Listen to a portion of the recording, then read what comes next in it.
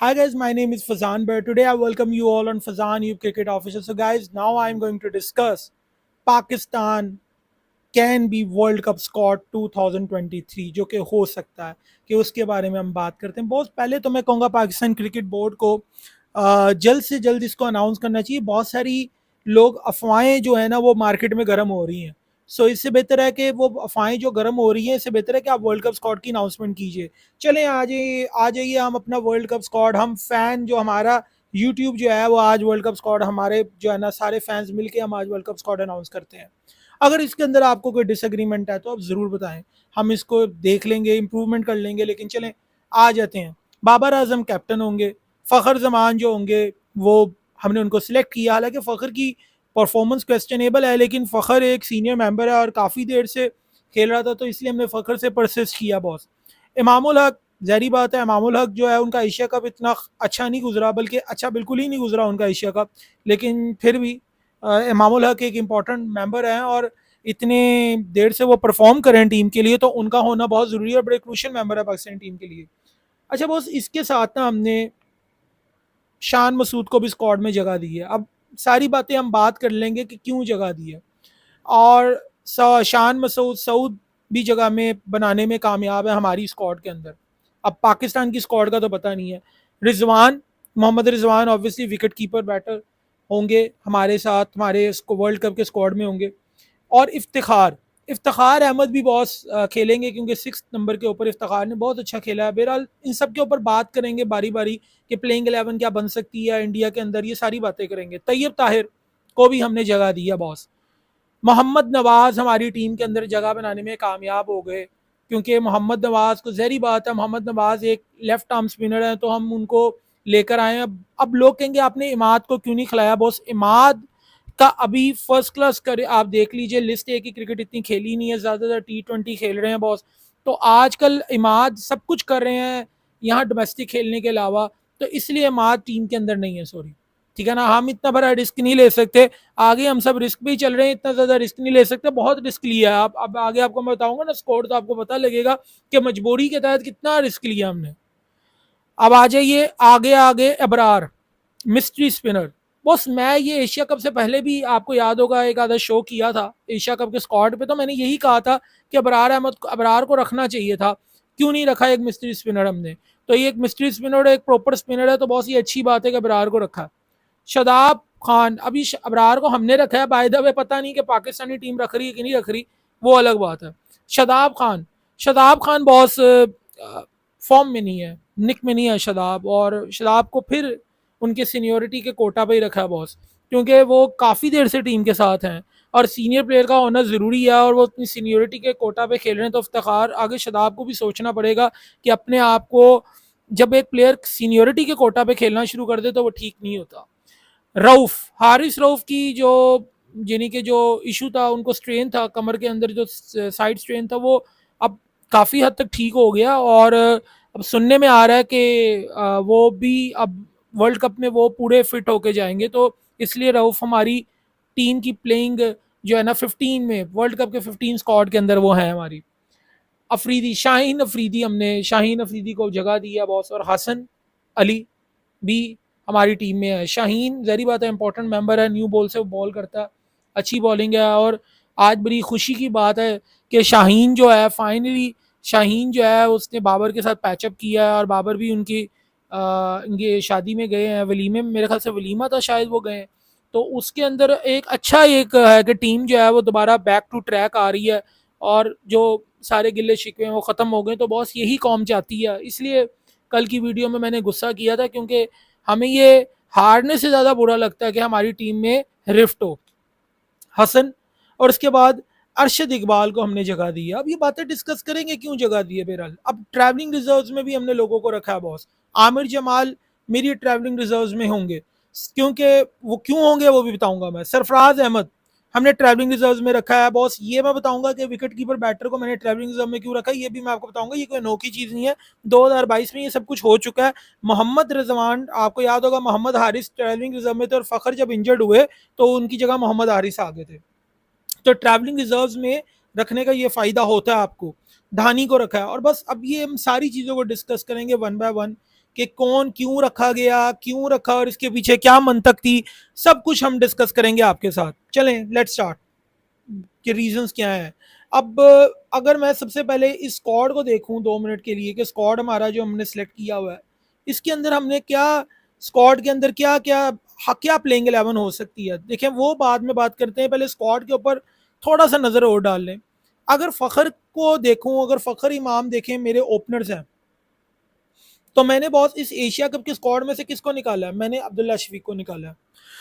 और अब्दुल्ला शफीक की जगह बॉस मैंने शान मसूद को रखा है टीम के अंदर, क्योंकि मुझे लगता है कि शान मसूद में वो काबिलियत है कि वो यूज फील कर सकता है। और ऐसे ही नहीं बॉस कह रहा, ये मैं आपके पास शान का एक थोड़ा सा आपको करियर का बता दूं कि शान के करियर में शान ने क्या क्या अचीव किया है। शान एज अ बैटर ने, शान की क्या अचीवमेंट है, शान ने कोई फर्स्ट क्लास के क्रिकेट के जो मैचेस है ना, फर्स्ट क्लास में कोई 154 मैचेस खेले हैं, 112 लिस्ट ए के मैचेस खेले हुए हैं। अगर लिस्ट ए के ऊपर देखें तो 112 मैचेस के अंदर शान ने 53 की एवरेज से बॉस 5012 रन बनाए हैं बॉस।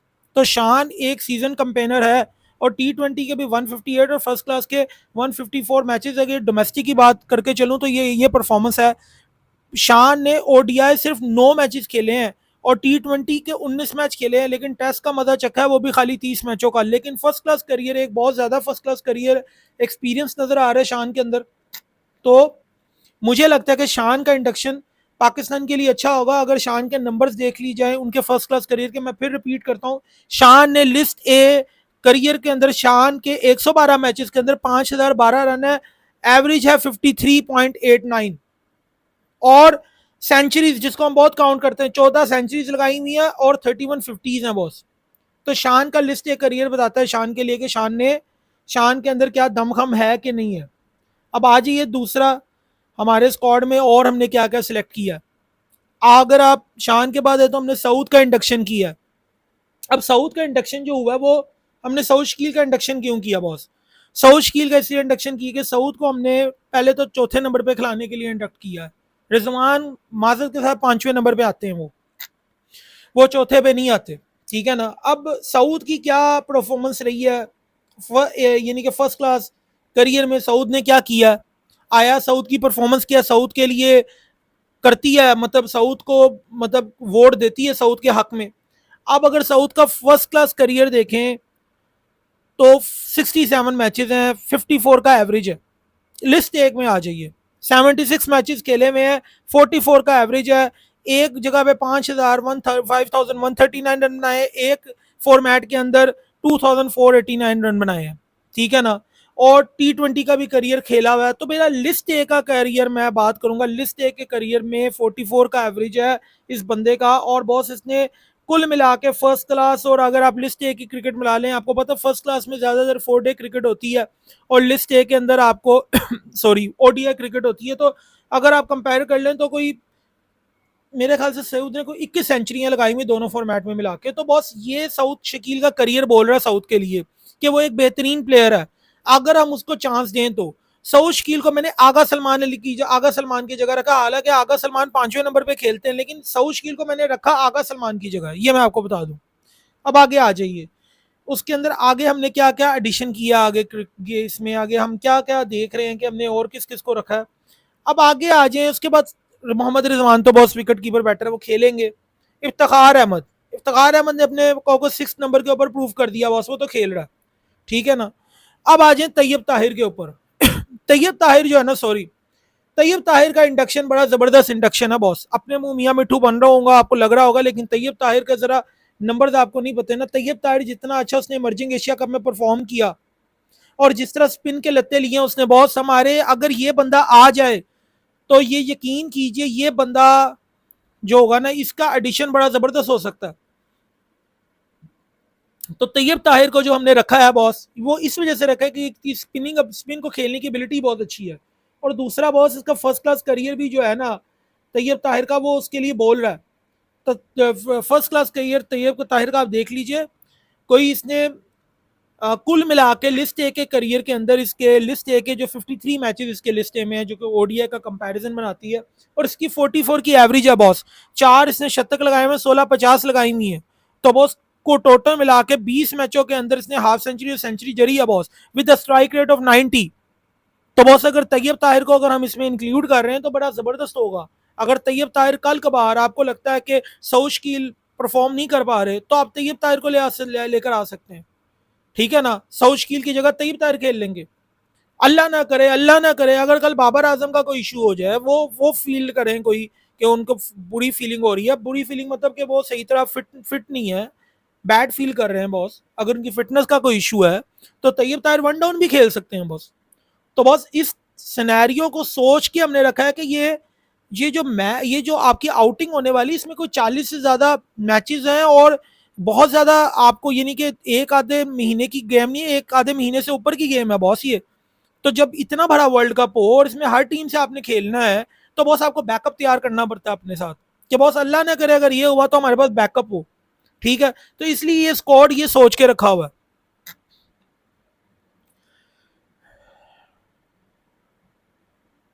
आगे आ जाए, आगे आ जाते हैं। तैयब ताहिर के बाद हमने मोहम्मद नवाज को रखा है टीम में। मोहम्मद नवाज तो खेलेंगे क्योंकि मोहम्मद नवाज आपको एज एन बॉलिंग ऑलराउंडर ही है, आपको बॉलिंग ऑलराउंडर की जो एक तनिक यूटिलिटी ऑलराउंडर है वो इसलिए उनको रखा है। और बॉस इमाद वसीम को इसलिए नहीं रखा कि इमाद वसीम अपने आप को अवेलेबल नहीं किया एक तो, दूसरा इमाद वसीम को एक और वजह ना रखने की कि इमाद वसीम ने बड़ी देर से लिस्ट ए क्रिकेट खेली ही नहीं है। जब आप लिस्ट ए क्रिकेट नहीं खेलेंगे तो how you know how Imad can make himself available for the world cup.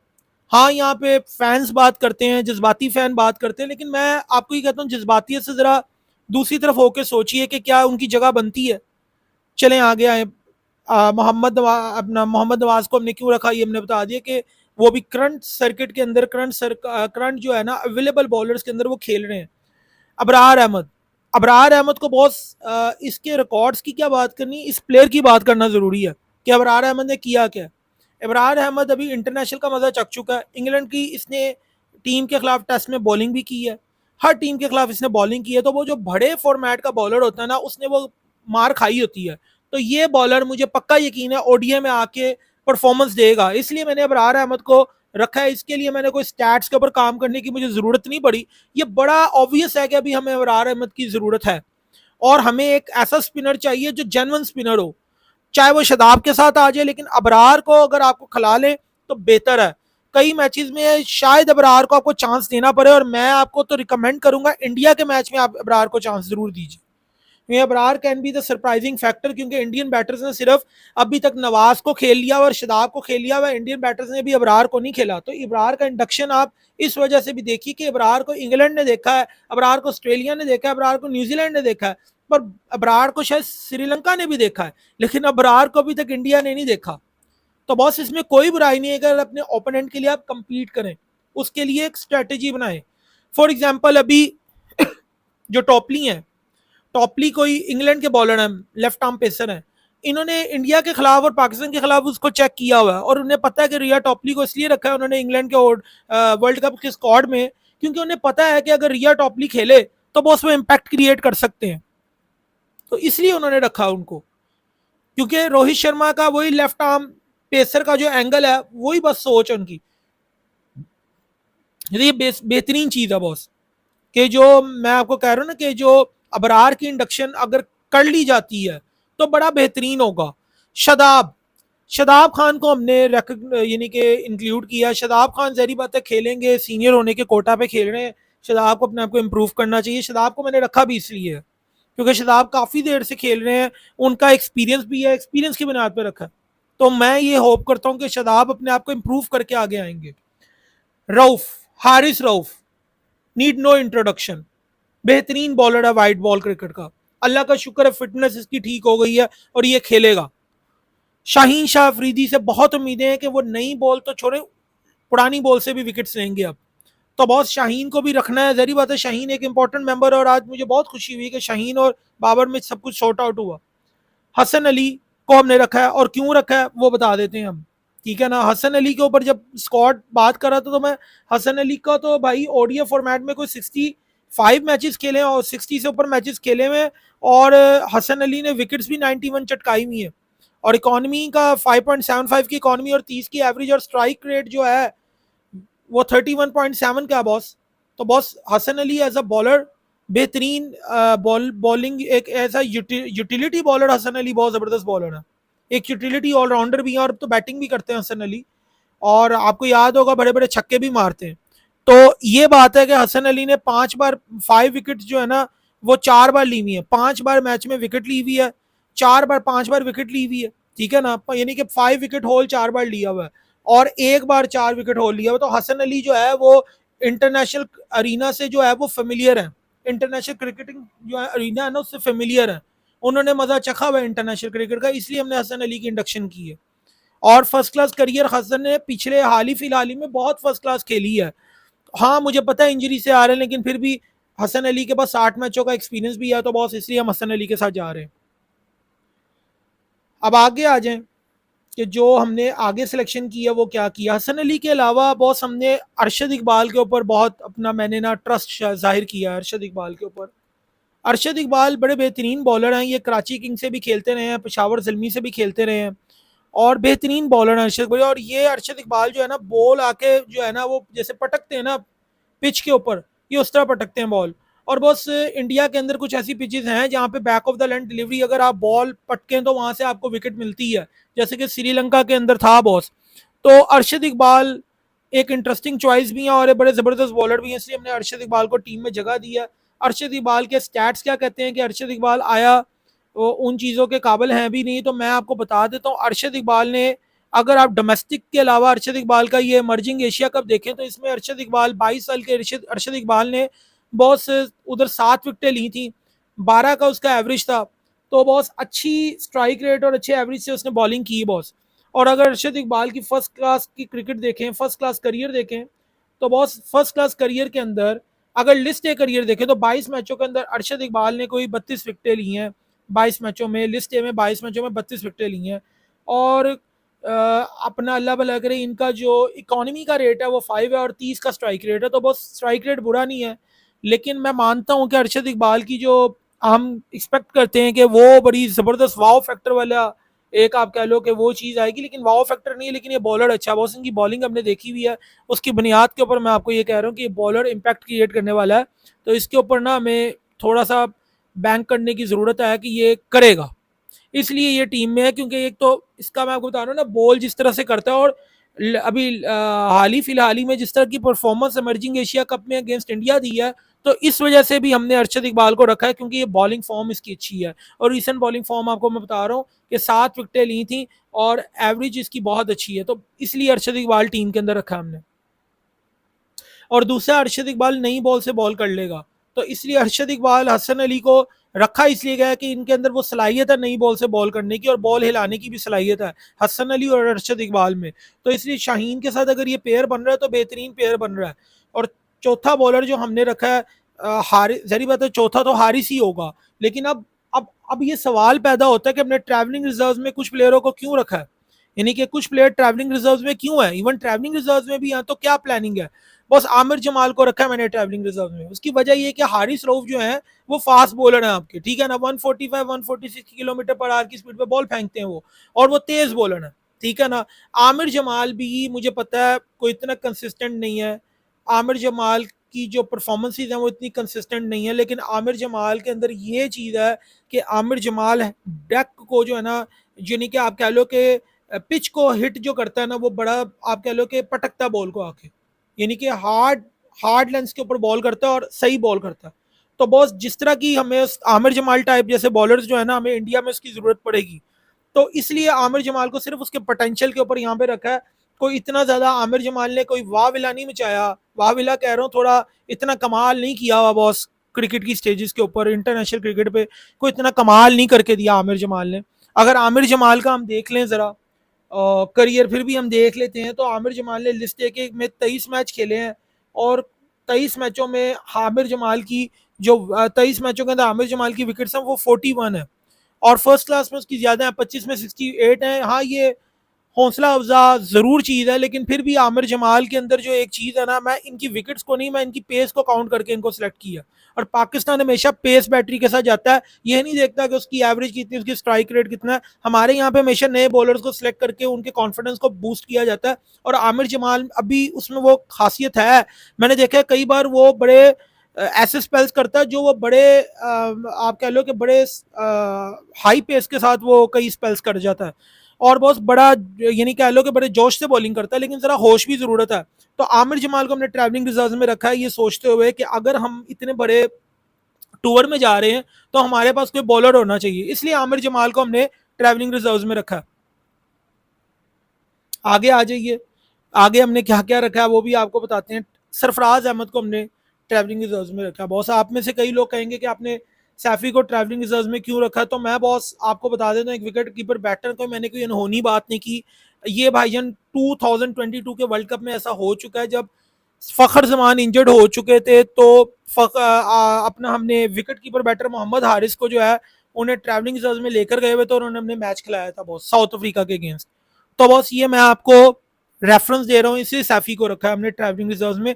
अगर सैफी को मैं 15 के स्क्वाड में रखता तो मुश्किल हो जाती बॉस, क्योंकि हमें शायद एक बॉलर कम करना पड़ता, या हमें तैयब ताहिर की कुर्बानी देनी पड़ती, जो कि मैं नहीं चाहता था, क्योंकि हमारा मिडल ऑर्डर जो है वो बड़ा वीक है। इसलिए मैंने मिडल ऑर्डर को स्ट्रॉन्ग किया है तैयब ताहिर को डाल के, क्योंकि तैयब ताहिर आपका वन डाउन बैटिंग भी कर सकता है, आपका थर्ड नंबर भी आ सकता है, चौथे नंबर पे भी बैटिंग कर सकता है, और अगर जरूरत पड़ी तो पांचवें भी कर सकता है, क्योंकि वो स्पिन को अच्छा खेलता है बॉस। तो हमारी बहुत सारी मसलों का हल तैयब ताहिर हो सकता है, अगर ये अल्लाह का वास्ता उसको रख लें तो इसलिए तैयब ताहिर को रखा है बॉस।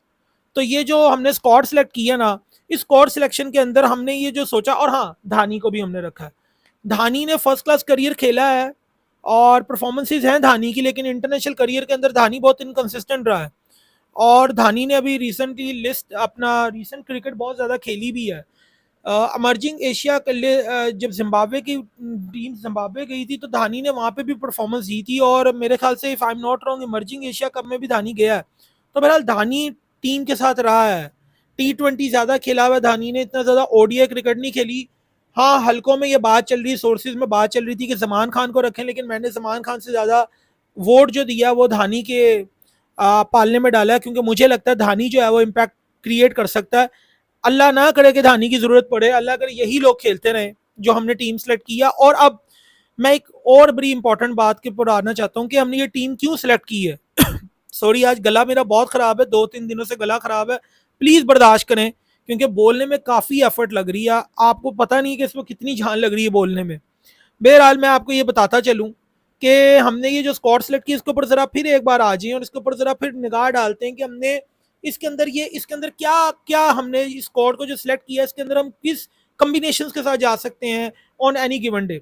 देखें, जब से मुझे लगता है कि हमारी फास्ट बॉलिंग थोड़ी सी जाने से, मोहम्मद वसीम को पर भी बड़े डाउट्स थे मुझे, और मैं मोहम्मद वसीम को नहीं देख रहा। जो बॉलिंग उन्होंने एशिया कप में की, बेशक उन्हें एक ही चांस मिला, पर बॉलर को हमेशा तैयार रहना चाहिए उस सिचुएशन में कि जब आप कॉन्टीन्यूसली टीम के साथ हैं। तो इसलिए मोहम्मद वसीम जूनियर को मैंने नहीं रखा। लेकिन मैं एक बात जरूर कहूंगा कि स्क्वाड की सिलेक्शन के पीछे मंतक क्या है। बॉस हमारी बॉलिंग काफी नसीम शाह के जाने से वीक हुई, हमारा कम्बिनेशन टूटा, और फिर सोचने का मौका भी मिला। और फिर मैंने देखा मिडल ऑर्डर भी इतना ज्यादा हमारा स्ट्रांग नहीं था। आपके सामने सलमान अली आगा कंसिस्टेंटली हमने जितने भी शो किए हैं, कंसिस्टेंटली वो आउट हो रहे थे स्पिनर से, और हमने उसी रोल पे उनको रखा था। इसलिए हमने सलमान अली आगा को बाहर कर दिया, उनको नहीं खिलाया। उसकी जगह हमने सोचा कि हम साउथ शकील के साथ जाएंगे। जब साउथ शकील का मैं करियर देखता हूं तो उसका इंटरनेशनल सर्किट के अंदर इतना करियर इतना जबरदस्त नहीं है। अगर आप देखो तो उसने 4-5-6 मैच खेले, इतने ज्यादा इंटरनेशनल सर्किट में नहीं खेले। हाँ उसका फर्स्ट क्लास करियर के अंदर उसने 14 सेंचुरियां लगाई हुई है, और 6 सेंचुरियां लगा के उसकी 18 सेंचुरियां बनती हैं। लेकिन फिर भी अगर साउथ शकील में फिर कह रहा हूँ 14 और 4-5 यानी कि टोटल मिला के 21 सेंचुरियां बनती हैं फर्स्ट क्लास और लिस्ट ए की। तो साउथ ने वो एक्सपीरियंस है फर्स्ट क्लास का। लेकिन फिर अगर मैं सोचता हूँ कि अगर ना कर पाया तो उसके लिए तैयब ताहिर को रखा था, जिस वजह से सैफी जो है वो ट्रैवलिंग रिजर्व में बैठा हुआ है। वरना मैं साउथ शकील के साथ जाता और खाली कहता कि साउथ शकील को रख लेते हैं। जरा आप ये देखें ना कि हमने जो टीम रखी है, वो हमने किस तरह बनाई है टीम। मैं फिर रिपीट करता हूं, बाबर आजम मेरी टीम प्लेइंग 11, या मैं 3 फास्ट बॉलर या 2 स्पिनर के साथ जाऊंगा तो मेरे कौन से बॉलर होंगे, ठीक है ना। अब जरा उस पर आ जाते हैं। फॉर एग्जाम्पल कल हम टाइम मशीन में जाते हैं और हमारा कल मैच इंडिया के साथ है, तो हम कौन सी टीम के साथ जाएंगे, मेरी कौन सी टीम होगी। मैं अपनी प्लेइंग 11 आपको बनाकर दिखाता हूँ और उसके थोड़ा कॉम्बिनेशन के साथ छेड़ छाड़ता हूँ, थोड़ा कॉम्बिनेशन को हिलाता हूँ ताकि आपको पता लगे कि टीम कितनी फ्लेक्सिबल बनी है। बॉस शान मसूद मेरे, मैं शान मसूद को पहले 2 मैचेस में भी चांस दूंगा। मैं उनको फखर को मैं फखर पे ट्रस्ट नहीं कर रहा, लेकिन शान मसूद को मैं चांस दूंगा। शान मसूद मेरे ओपनर होंगे और इमामुल हक मेरे ओपनर होंगे, मेरे मीन्स आप लोगों के, ठीक है। उसके बाद हम लोगों ने 1 डाउन पे तो बाबर आजम को खिलाना है, वो बेहतरीन प्लेयर है दुनिया का, हाँ कुछ अरसे में उसकी फॉर्म हिली है लेकिन बाबर ही 1 डाउन खेलते हैं। 4th पे हमारे सऊद शकील आएंगे, 5th नंबर पे हमारे रिजवान साहब आएंगे और 6th पे इफ्तिखार आएंगे, ठीक है। 7th नंबर के ऊपर हमारे जो प्लेयर होंगे वो होंगे मोहम्मद नवाज, और 8वें पे शदाब खान होंगे। रऊफ और अफरीदी और हसन अली हमारे 3 फास्ट बॉलर्स होंगे। अब रऊफ और अफरीदी और हसन के साथ ही मैं जाऊंगा, अरशद इकबाल के साथ मैं इंडिया के मैच में नहीं जाऊंगा क्योंकि अरशद अभी नया है, 22 साल उसकी एज है, बेशक उसने फर्स्ट क्लास करियर या उसने पीएसएल खेला हुआ है, लेकिन फिर भी मैं हसन अफरीदी और रऊफ के साथ जाऊंगा। और बॉस ये मेरा होगा। अब मैं आपको बताता हूँ कि इधर इधर मैं फ्लेक्सिबल क्यों कह रहा हूँ कि ये जो हमने स्क्वाड सेलेक्ट किया है बड़ा फ्लेक्सिबल है, उसके ऊपर जरा आ जाता हूँ। बॉस अल्लाह ना करे अगर सऊद नहीं कर पाते इंडिया में परफॉर्म, इंडिया के खिलाफ इंडिया के मैच में नहीं कर पाते, तो बॉस हम यहां से तैयब को पकड़ के ला सकते हैं सऊद की जगह। या देखे ना, क्योंकि सऊद ने जिस पोजीशन पे खेलना है वहां पर स्पिनर है आपके पास, तो इफ्तिखार को हमने फिनिशर के रोल में रखा है बॉस।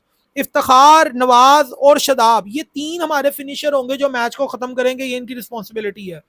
और सऊद की और जो सऊद शकील की और आपका अल्लाह भला करे मोहम्मद रिजवान की रिस्पॉन्सिबिलिटी के मिडल ऑर्डर को सहारा दें, तो बस ये हमने रखी है।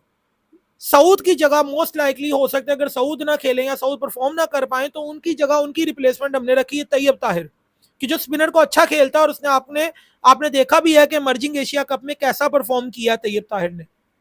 तो बस यही मैं कह रहा हूं कि ये टीम जो हमने सेलेक्ट की है ये हमने सब चीजों को जहन में रखकर की है। और फिर बॉस इस टीम के अंदर अगर मैं फास्ट बॉलर के पास आऊं, तो अगर आप नीदरलैंड से मैच खेल रहे हैं, पहला आपका नीदरलैंड के साथ मैच है, तो अल्लाह का वास्ता आप उसमें अफरीदी को खिलाने की जरूरत नहीं है।